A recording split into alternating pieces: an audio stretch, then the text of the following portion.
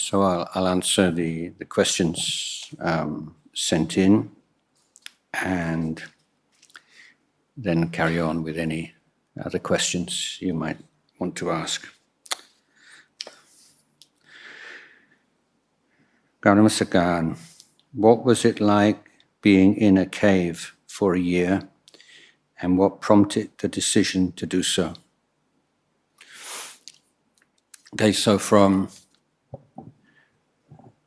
January 7th, my birthday in 1985, until January the 7th, 1986, I spent a year in a completely black cave with no light at all. And I came out at night time once every, on the Uposta day, and had a bath in a stream, shaved my head, attended the Patimokkha and returned. But other than that, just in complete darkness for a year. Except I had some candles. I light a candle for mealtime, and then I would have a afternoon period for reading for about half an hour. And then I used one other candle to make some hot water. So I had a stainless steel cup, and I made a stand and then put the candle in between the two elements here and the stainless steel. And then by the time the candle had extinguished, had hot water. I still think it was the most delicious drinks I ever had in my life. Because you can, when you're sort of like cold and in a cave, and then you feel the hot water and you can feel it go right down inside, and it's just that warm, only kind of warm feeling you ever have in the whole year. It's just this feeling of hot water go down, and it's really nice, really wonderful drink, hot water. So I've been interested in living kind of like a hermit life since I was a teenager. I wanted to see what it was like. Also interested in whole research into sensory deprivation and what that was like. Wanted to try it, use myself as a guinea pig, and it's a chance to just devote myself to meditation many hours a day without interruption. So it's not usually possible to do this as a monk. In fact, the Buddha designed the Vinaya to prevent monks doing this because he wanted the monks to have daily contact with lay Buddhists. So the rules of discipline stipulate that you cannot store food overnight. So it means if you're a monk, you can't just get a sack full of food, like dry food, and then go off and live by yourself for a long time. Because any food you have to receive food between dawn and midday, and any food that's left over has to be given away. You can't keep it for tomorrow, and you're not allowed to cook, and you're not allowed to dig the earth and grow food, and you're not allowed even to take fruit off a tree or even to pick fruit up off the forest floor. So the Vinaya is designed to make sure that there is this relationship between the monastic Buddhists and the lay Buddhists. So as a general practice, this is not something the Buddha recommended, but this was like just a special opportunity for just 1 year out of a life. And it so happened in the monastery in Kanchanaburi, where I stayed, there were these caves which were very suitable for this kind of practice, and the abbot of the monastery wanted to support monks who were interested in this kind of extreme practice. So he guaranteed that the monks in the monastery would put one part of their alms food aside, and then they would have a rota and would take the food up into the cave. So to get into the cave, it's quite hairy, especially when it's raining, because there's like a sheer rock face, and you have to climb a bamboo ladder and then crawl in. There's a kind of a long entrance in, and then you're into the larger space, which is completely dark. And the monks did that for me for a whole year. I wasn't so disturbed about that, but the thing that I felt uncomfortable about was water. I don't think anybody realizes how much water weighs and how much water you get through in a week. And carrying these big cartons of water up a steep, like a bamboo ladder in the rain. So it rains a lot in there, quite dangerous. And so I worked out a scheme where on the Patimokkha night, and the Patimokkha was also chanted in another cave. There's a very big cave, quite close to the one I was living in. And I would ask for, these big gallon drums of water to be brought and lined up. And so after the Patimokkha, it's usually about 10 p.m., I'd spend the next hour or two just carrying water up to the cave so that I wouldn't have to ask anyone else to bring the water up for me. So it was, it's a year in my life. It's just as difficult to summarize a whole year in anyone's life. It had its ups and downs, and some things were easier than I thought. Some things were a lot more difficult, and some real struggles. Had to use a lot of patient endurance. Because I entered the cave in January, which is the cold season. Caves are quite nice in the cold season. They're warmer than outside. But as the year wore on and the rain started to come in, the cave became more and more humid. But because it was just very gradual increase, I didn't really realize so much. But monks who'd come up who'd never been there before said, "How can you live? It's so damp." And I was used to it by then. But I couldn't leave any cloth out, like this robe or any cloth at all. I had to put in a plastic bag because just overnight it would have mold on it. It was that damp. So one of the things that I learned during this year was how important yoga is, because I did yoga from when I was a teenager. So I was doing a lot of yoga every day. And so in what wasn't such a healthy environment, and very, very damp, and I have a weak lung, so it wasn't so good for my lung. But I was healthy the whole year through. I had no illnesses.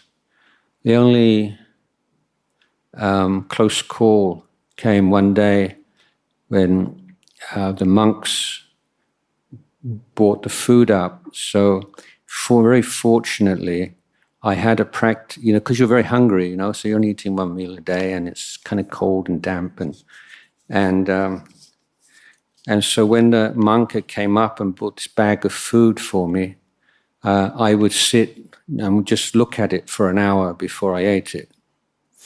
And that was my daily practice, to see the feelings of greed and so on that come up in my mind, or this desire for food. So I'd been looking at this food for, I don't know, half an hour, and then suddenly there was a sound outside, and monk rushed into the cave. He was very agitated. He said, have you started eating yet? I said, no. He said one of the ladies made a mushroom soup, and they were poison mushrooms. I was afraid of going to find you dead. And I said, no, I'm still alive. I didn't eat the soup yet. So we threw the soup away. That was probably the most exciting event of the year. So, so that was a year in a cave.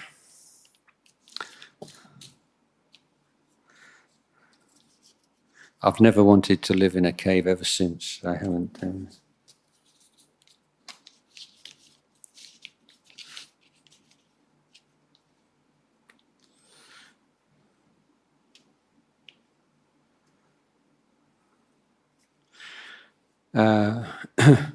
What made you want to become a monk in Thailand?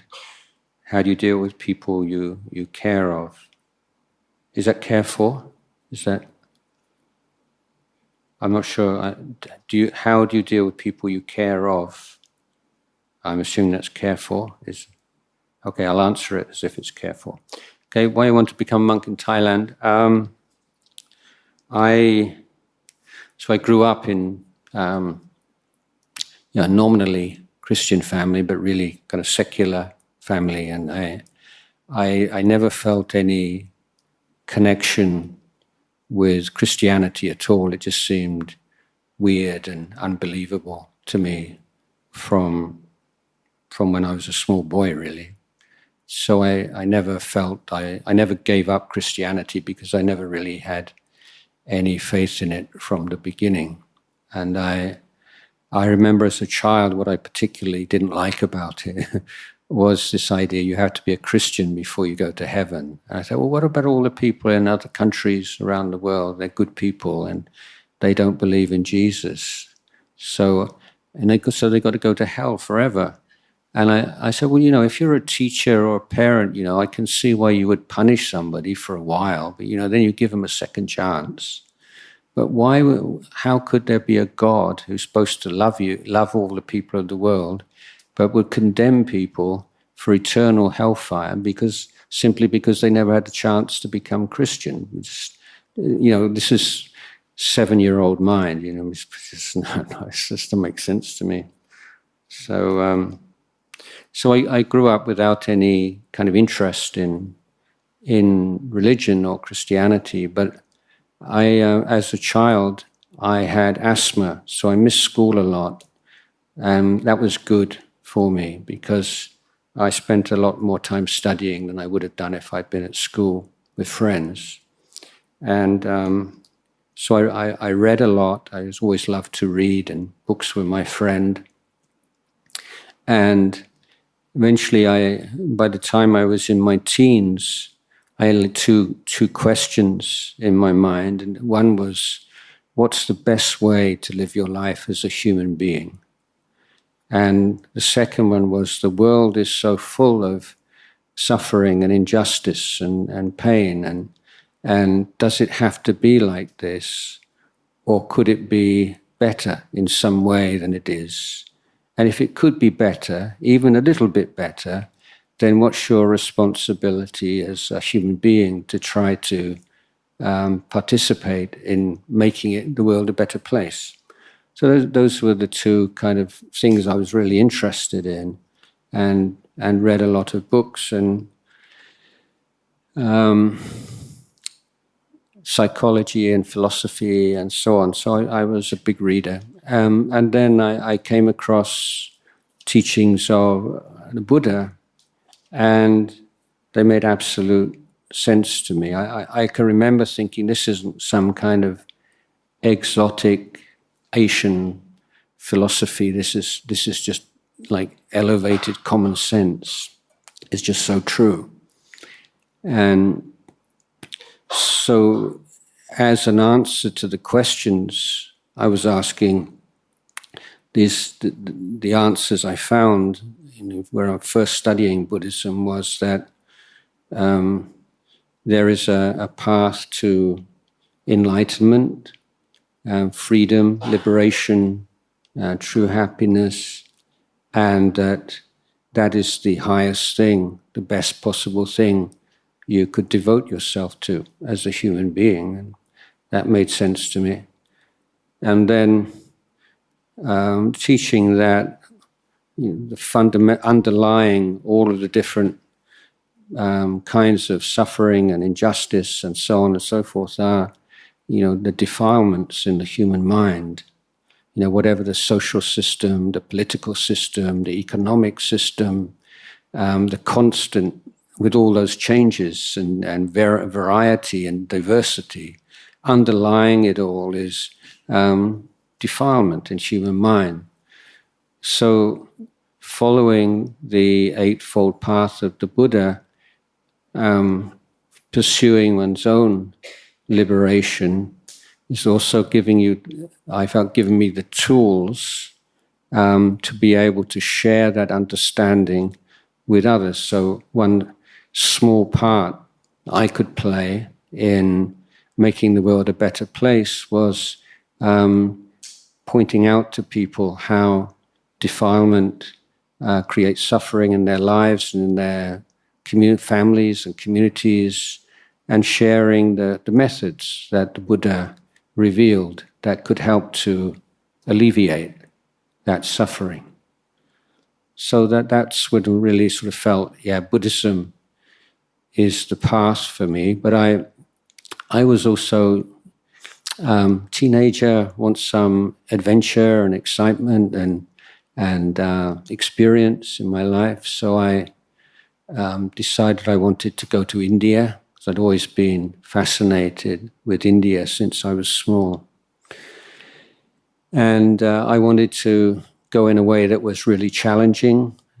And so I worked. I told you yesterday I worked in a warehouse and on a building site, saved some money. And then I set off for India and went overland through Belgium and Germany and Austria, Yugoslavia, Greece, Turkey, Iran, Afghanistan, Pakistan, all the way to India. And so in India I spent a year altogether, half of which I spent traveling around and visiting different spiritual centers, and sometimes just kind of tio, just walking, going trekking and doing all those kinds of things. And then the second half of the time I spent looking for places to meditate, quiet places, and learning about spiritual development. So it was almost 2 years before I returned to England, and not quite sure where to go from there. I knew I didn't want to go to university anymore, and that was kind of difficult thing to tell my father, particularly. He has, because in my family come from quite poor background, and nobody in my family on either side, mother or father, had ever been to university. And I'd always been top of my class, and I was put a year ahead of so I was always studying with children who were older than me. And so my father had great hopes for me as an academic. So difficult for me to tell him that I wasn't going to follow that path. And then I enrolled in a meditation course with a Vipassana teacher, an English guy who had established a community in Kent, in southeast England. And it was a group of young people who'd all been traveling in the East and practicing meditation. And they come together and they were all looking for good livelihoods, like working in care homes and social services and teaching and making their livelihood in wholesome ways, and then having regular morning and evening meditation sessions together and holding retreats. So I attended one of these retreats, and the teacher had been a monk in Thailand for 6 or 7 years. And so when he gave a discourse in the evening, he would often tell stories about his time as a monk in Thailand. And that was, well, that's exactly what I'm looking for. This the way of life in which I can realize my life goals, the things that are most important to me. And I was very keen to become a monk in Thailand, in a Buddhist country, and to be a part of a Buddhist culture rather than to become a Buddhist monk in a Western country. And so all those things led me to Thailand, and I arrived in late 1978 and been here ever since.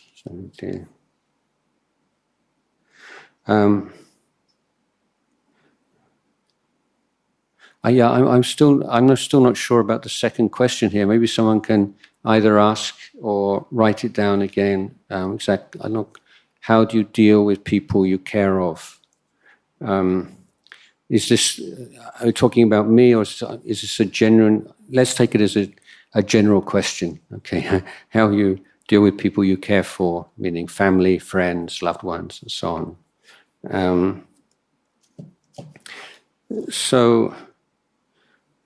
I think the really important quality here is empathy, isn't it? The ability just to put down all your own views and opinions and perceptions and ideas and try and look at the world, or look at some dispute or some conflict through the eyes of the other person, and try to understand how they see things. And it's often the case that when you have difference of views, you tend to think, I'm right, they're wrong, I'm smart, they're stupid, how can they be so deluded, how could they possibly think that, how could they be so out of touch, how could they look at me like that?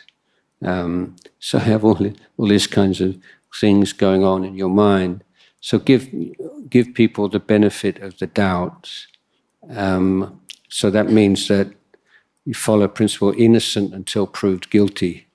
That even if people have very different opinions to you, people that are close to you, then they give them you pay them that respect, that they have good reasons in their eyes for the views and the beliefs that they have.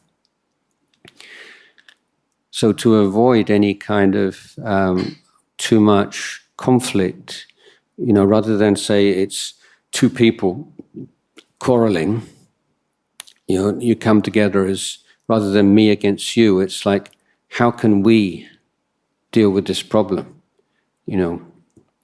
So it's like two sides of a conflict are trying to find a resolution together, rather than one side trying to have a victory over the other. So this is the, it's the case, isn't it? The people that we have the most kind of passionate, difficult conversations with, the most other people that we love the most. And that's because we have the most expectation and the most, their views, their beliefs, their perceptions of us are most important to us, so we're most sensitive.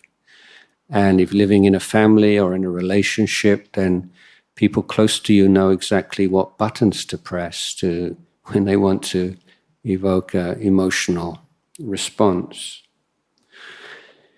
But even in the absence of some conflict, just generally trying to see things through others' eyes, and they obviously won't always see things in the same way. But the basis, I would say, underlying how we relate to people around us, we call the 4 Brahma Viharas: Metta, Karuna, Mudita, Upekkha. So this is a really important point to understand in the Buddhist teaching, that you can never just take one one thing, one defilement or one virtue, and just talk about that in isolation.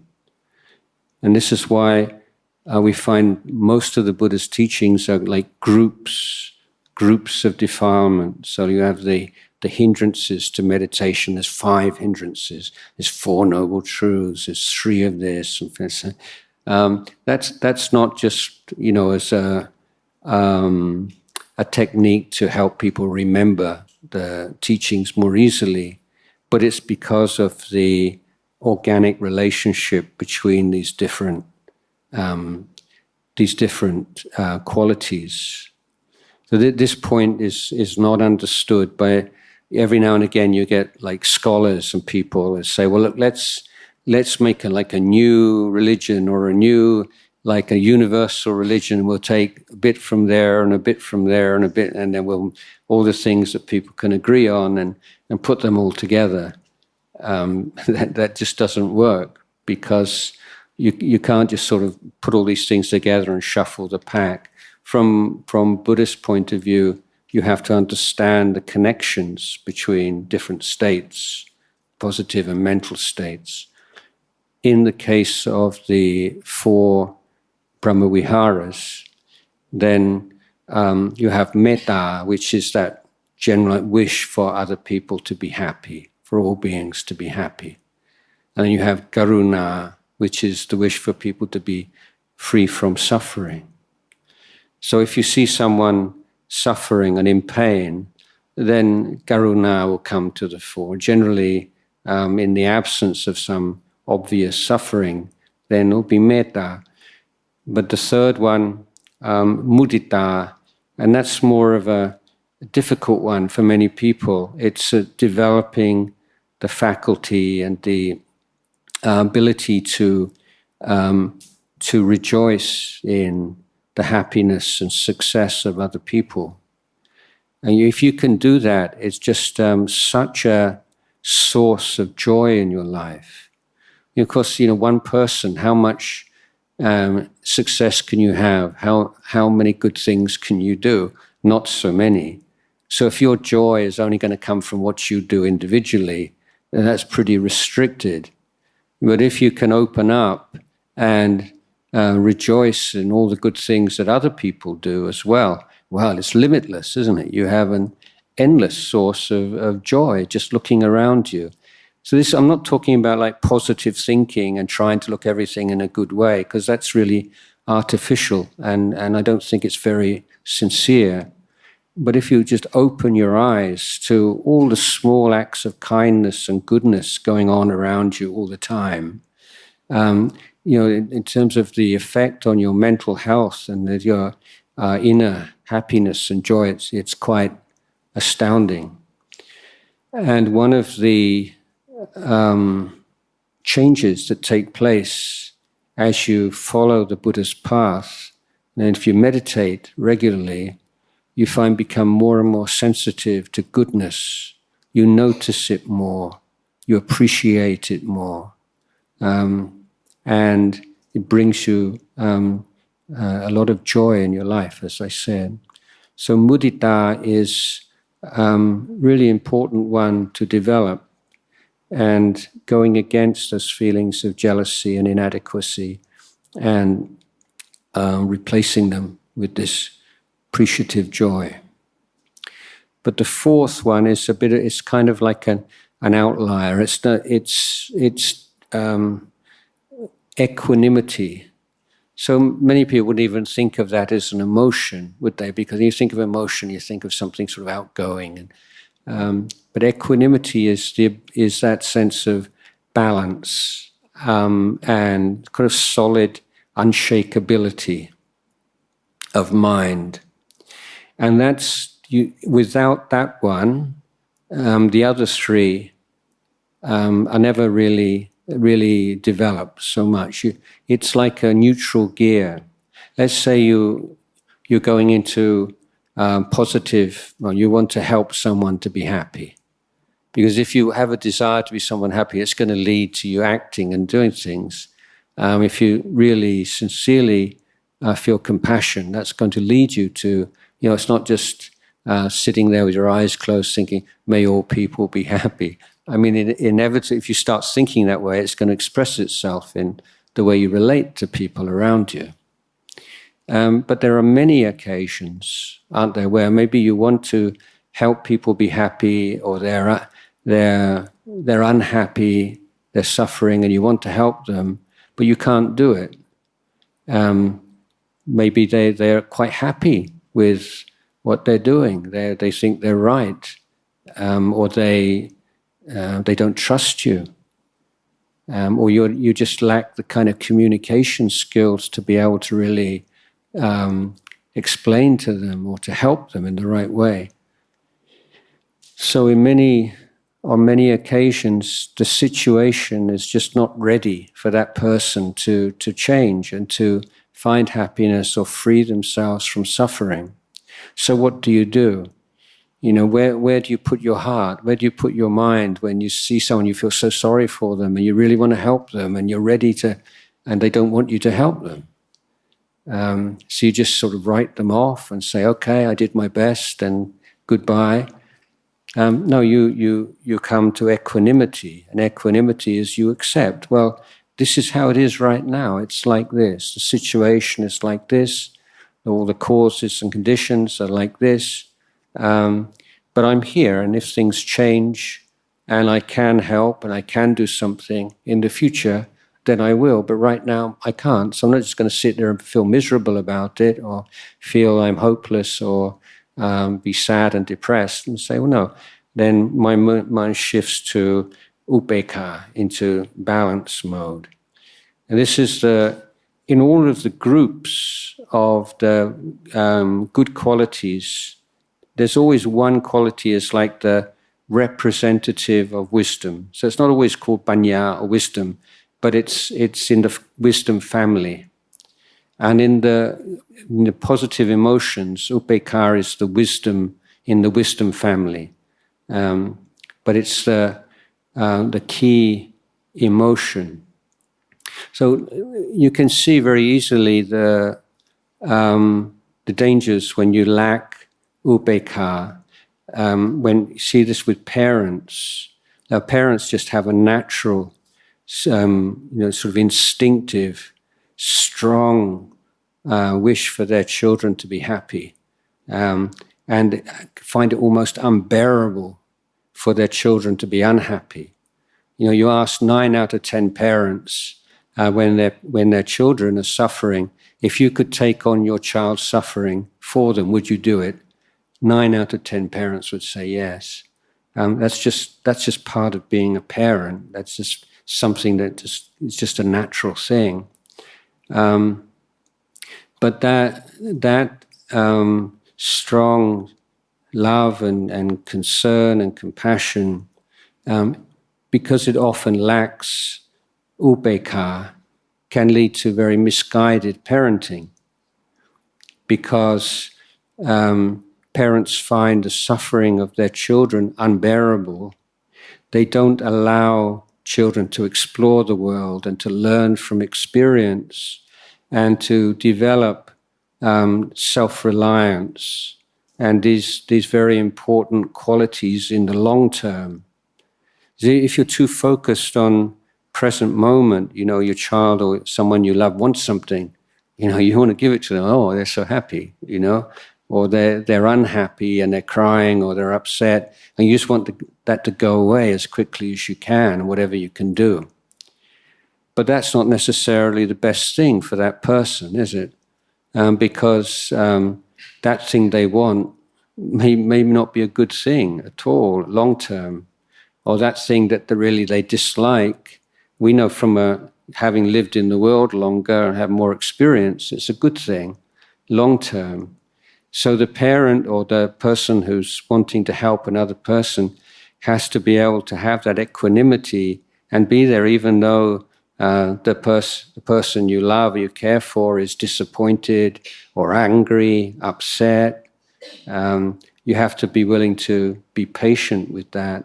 And you need that upekkha because you know that what you're doing is in the best interests of that person. So developing these 4 Brahmaviharas, this is the way that we develop more healthy relationships and help to take care of the people around us. It's not, someone asks for something, you should give it, and you're a good child, you just do what your mum and dad says.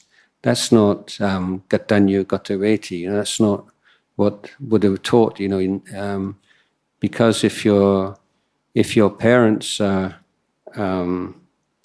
wanting you to do something which is immoral, let's say your parents are heavy gamblers, and they want to take you along to the casino, learn how to gamble, so should you go? Would it be like bad or bad karma not to go? I would say no, quite the opposite. Because not going would be more helpful to your parents in the long run, certainly to you. So, we have a sense of Boon Kun for poor me, for parents, but that has to be seen with Boon Kun of the Buddha. And we should realize that the Boon Kun of the Buddha trumps it's more important than Boon Kun of parents. So Boon Kun of parents is really important to recognize that, understand it, but it's not. It doesn't mean being aware of the debt of gratitude you owe to your parents, that you just have to do everything they say and be completely obedient. That's a misunderstanding. And the Buddha said if you really want to repay the debt to your parents, there's 4 things. It's like if your parents lack faith and confidence in Buddha, Dhamma, Sangha, and you have some way of influencing them such that they gain more faith, or if they don't keep precepts and in some way you play a part in them taking precepts more seriously, or if they're kind of selfish and possessive and you can encourage them to be more generous, or if they don't really have a wisdom to understand themselves and their life, again, you can play a part. So it's not teaching your parents, but playing a part in some way in them developing these 4 qualities of sattha, seen, jhaka, and panya. So those 4 qualities are the qualities of a sotapanna. So it means like the most thing you can do to help another person in the world is to set them further along the path to stream entry, become sotapanna. And the 4 contributory factors there are faith and sila and generosity and wisdom. Okay. ตอบยาวเลย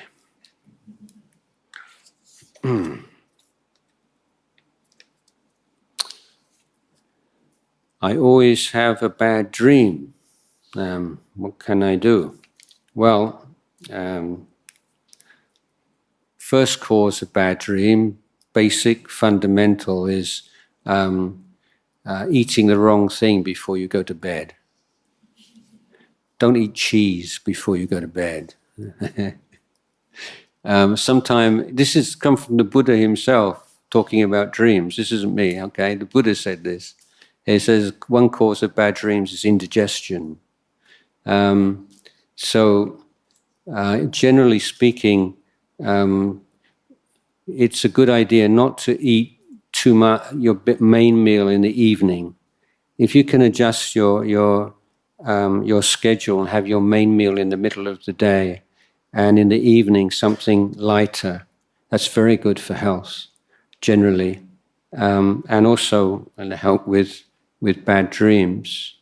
Another cause of bad dreams is you have worries, concerns, problems in your life, and you're not really facing up to them, and you're not learning how to allow them to come up and let them go. So teaching in the meditation practice, so you repress.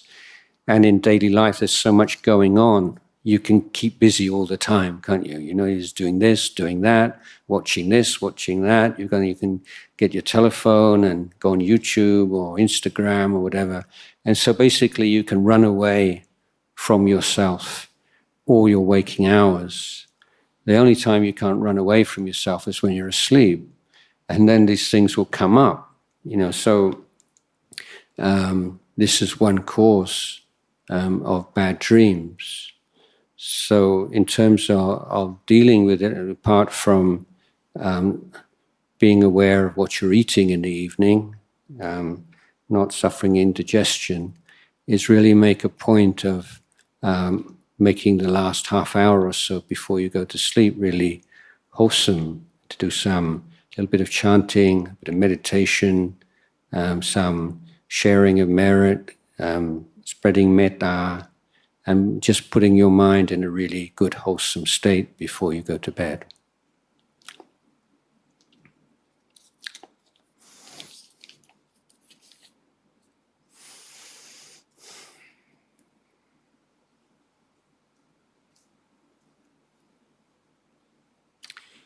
I would like to ask, what does the hand position of the Buddha statue in the meditation room mean?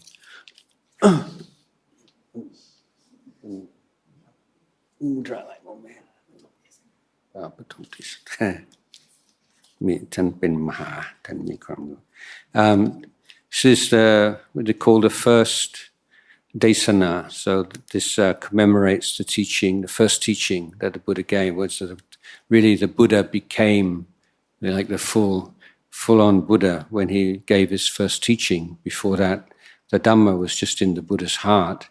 But in the first teaching, then he shares the teaching with other sentient beings, and as a result, one of the 5 ascetics who was listening to the talk realized the stream entry. So this is what took place on the Asalaha Puja, on the full moon of July. And so on that day, it's the first teaching of the Buddha, first time the Dhamma had been expressed as a verbal teaching, and it was the beginning of the monastic order. So very special occasion. And this mudra expresses symbolizes the teaching of the Dhamma, the Pathom Tesana. So there are many of these. If you're interested, a good place to go is to Wat Benja in Bangkok, because they have huge number of Buddhas, each one with a different hand gesture. You can find books and you can find online the explanation. They all have different meanings. So often you'll see one like this, where the Buddha's like this, where the Buddha's touching the earth. This is calling the earth is his witness in the battle against Mara. And they have some really, it's called the subduing Mara. So Mara meaning all the evil forces. So the Buddha is subduing Mara in this posture. Okay, so I've run out of questions. Does anyone else have anything they like to ask? This will be the last English session. Yes.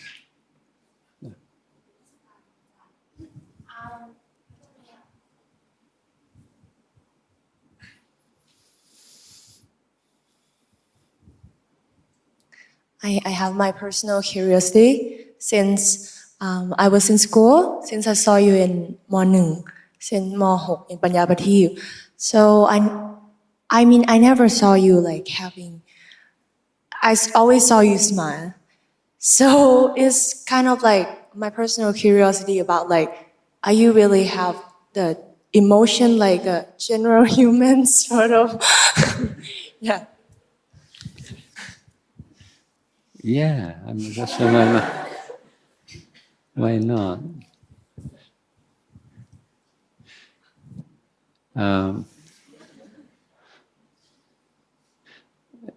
Yeah, I'm just trying to think. Oh, I'll tell you something that gets me really annoyed. Shall I tell you about that? It doesn't sound like much.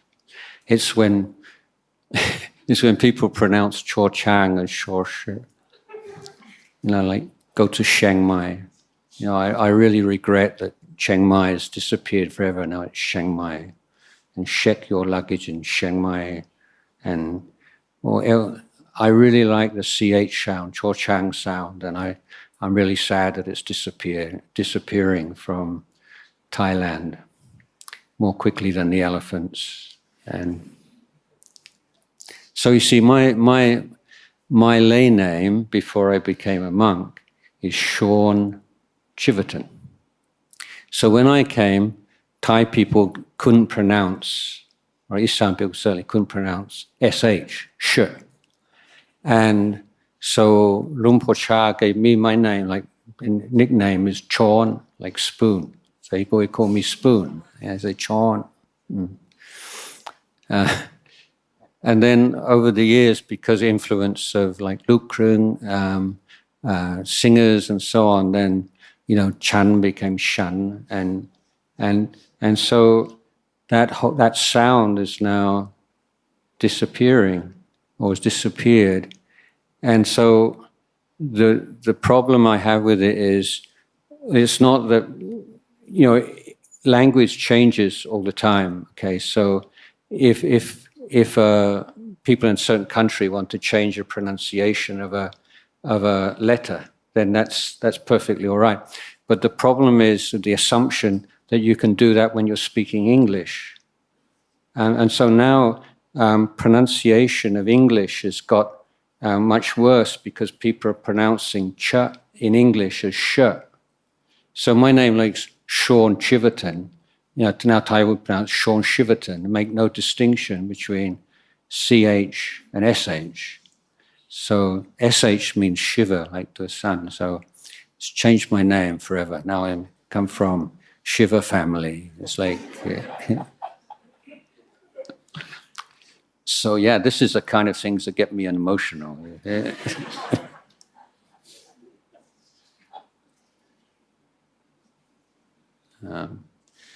No, I mean, as you practice more, the mind becomes more and more stable and cool.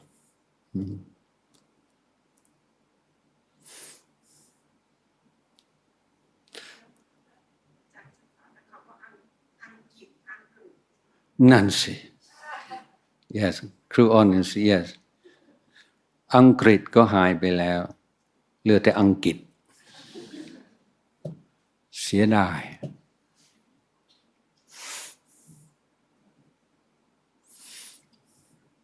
How did you first meet Lumpur and tell us more about the experience? Sure, yeah. So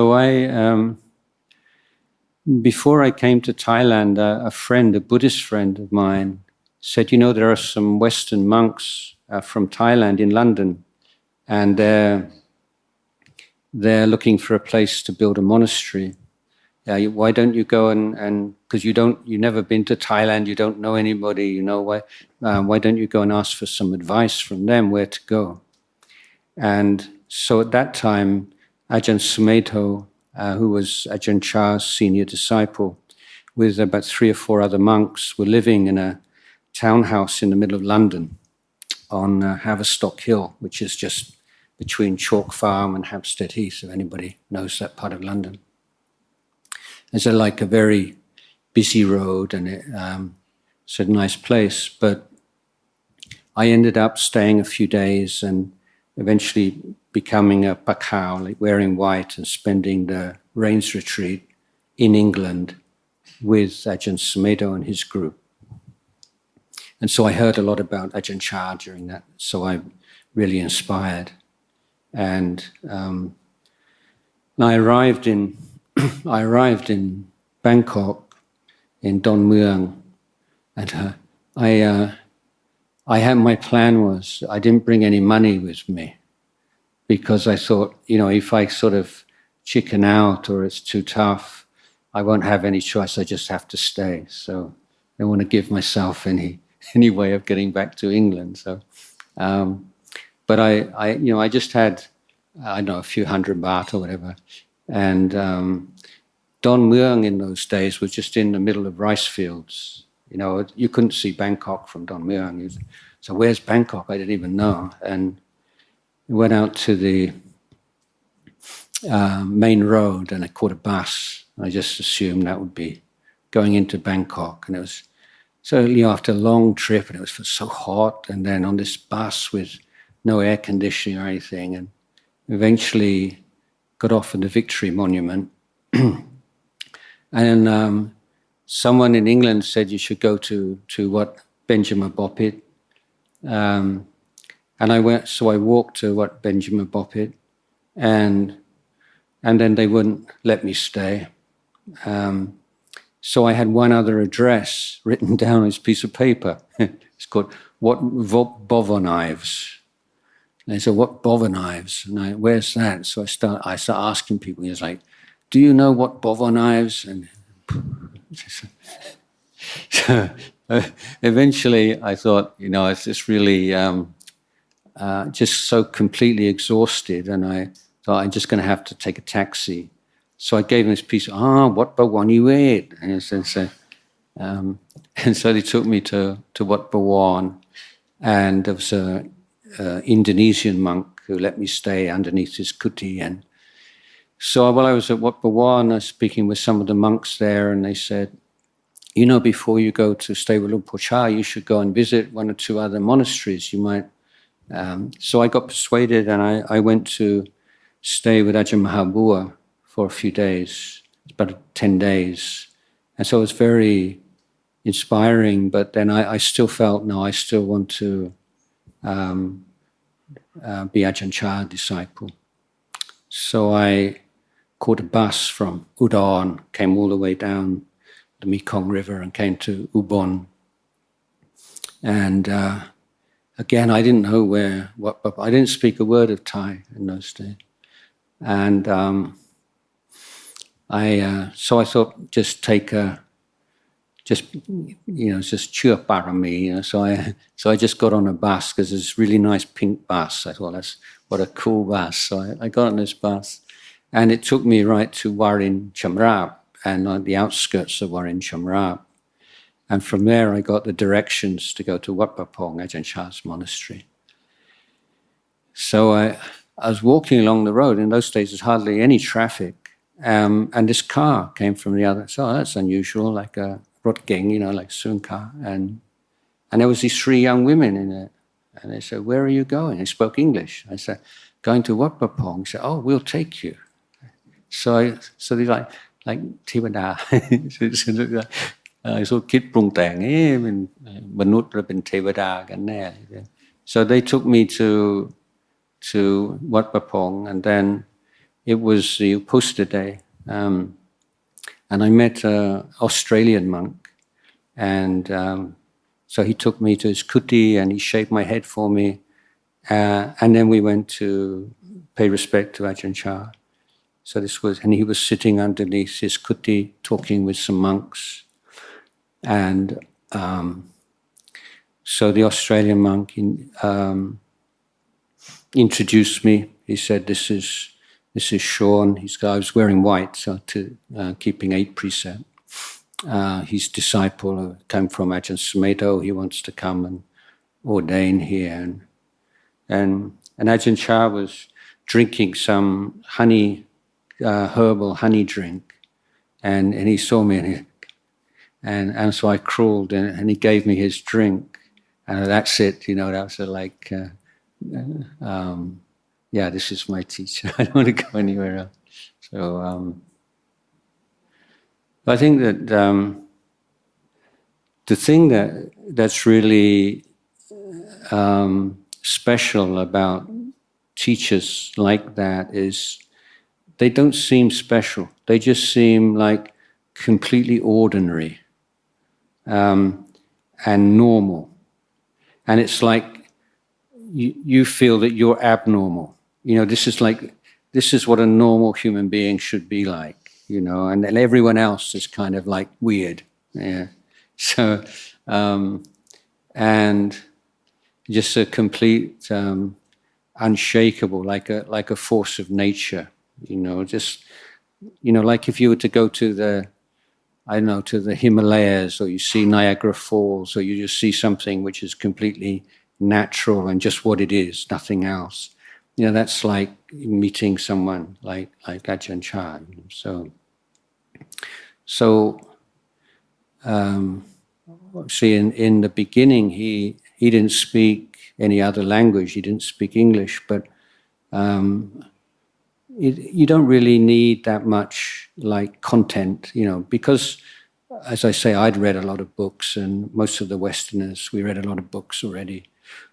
But it's just having someone who's an example, and you feel, this is possible. There is such a thing as arahant in the world, and it's somebody in this day and age can follow the Buddha's teaching and realize the highest results. And so having him there as an example, and someone who just embodies the Dhamma. It's not so you don't have necessarily to teach the Dhamma. It's like you are the Dhamma. He is the Dhamma.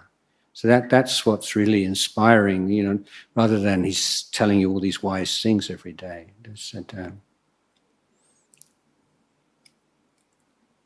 So, you like me? Anything else?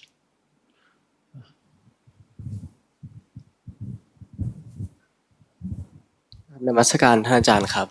I just wanted to get your thoughts on people who study abroad and kind of developing a more Western lifestyle, and then when they come back here, kind of distinguishing between the two lifestyles.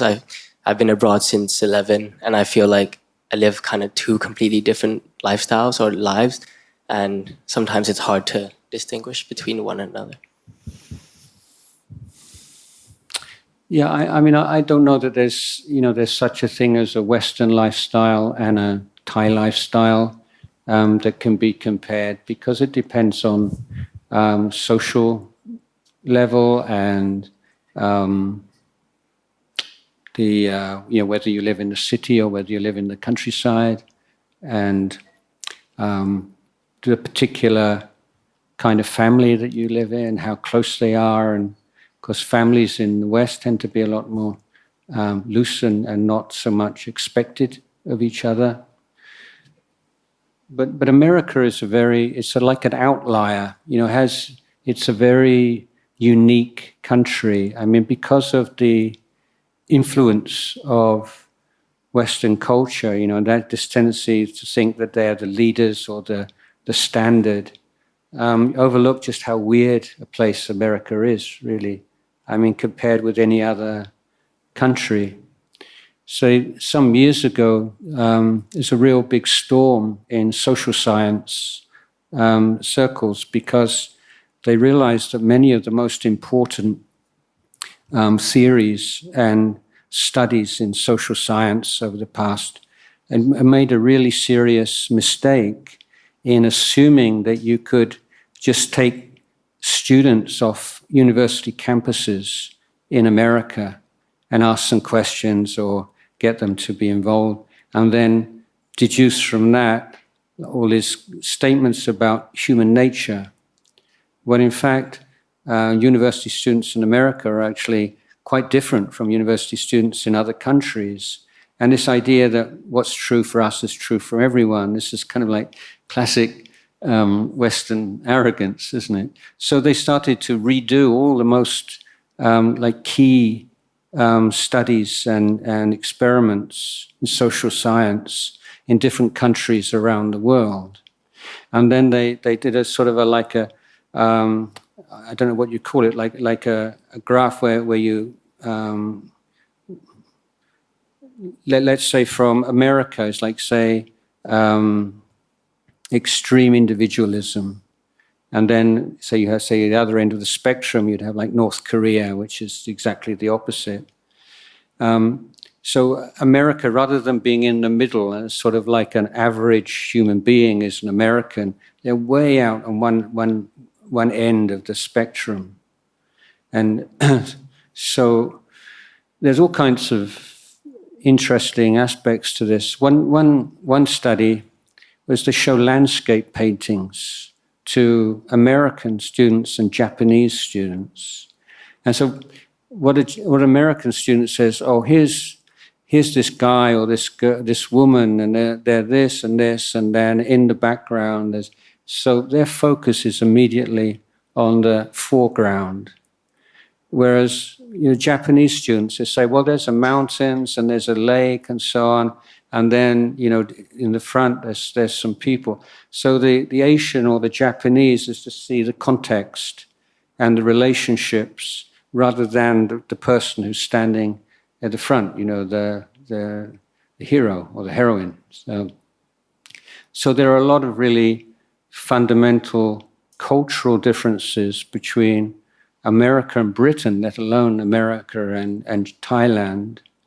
And that's, I think that's part of the study. You try to learn from where you are and what's underlying the way people do things.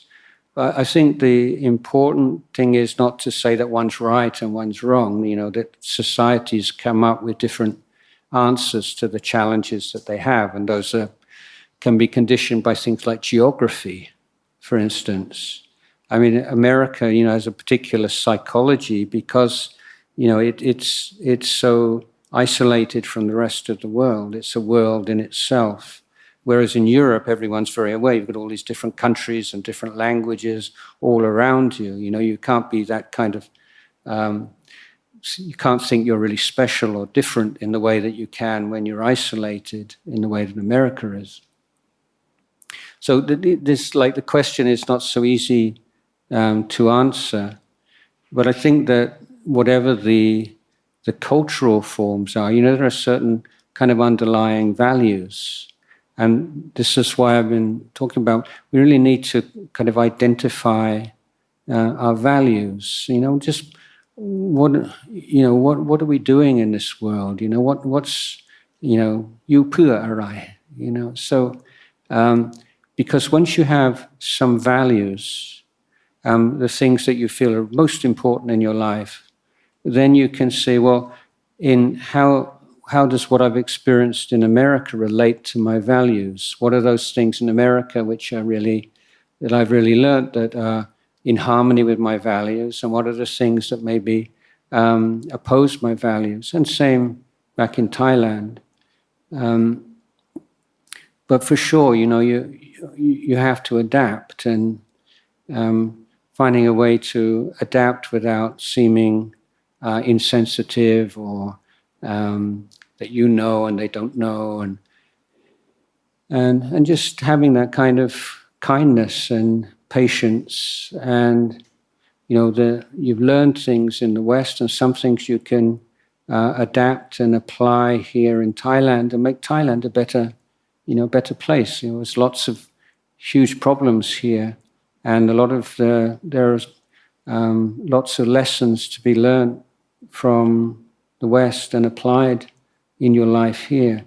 But there are certain things that you will have to let go of a bit and just go with the flow a little bit, and but that's so.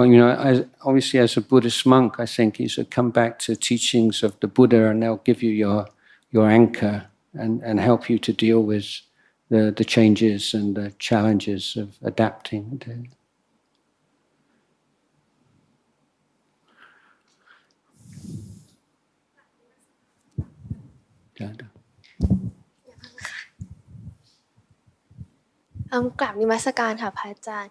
Could you share some of the best pieces of advice you received over the years that has influenced you? Sorry. Oh, sorry. I can't hear. Oh, sorry, my bad. Could you share some of the best pieces of advice that influence you today? Best pieces of advice, goodness.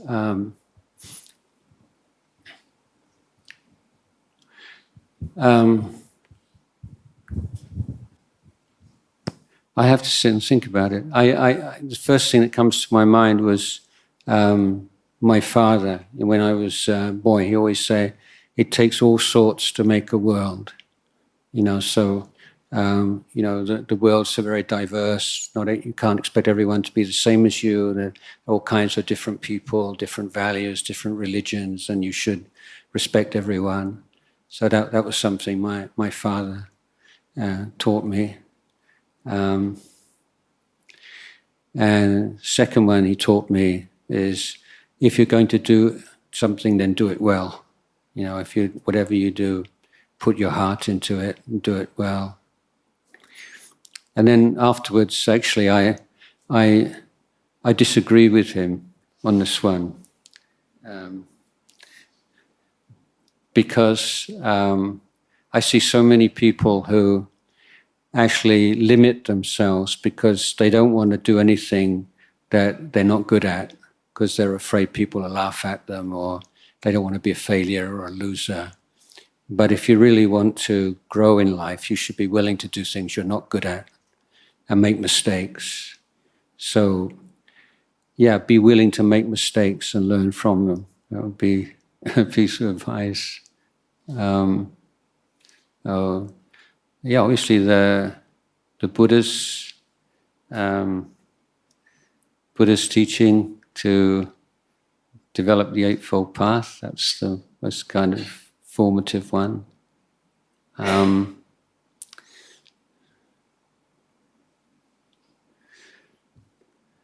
For monk's life, this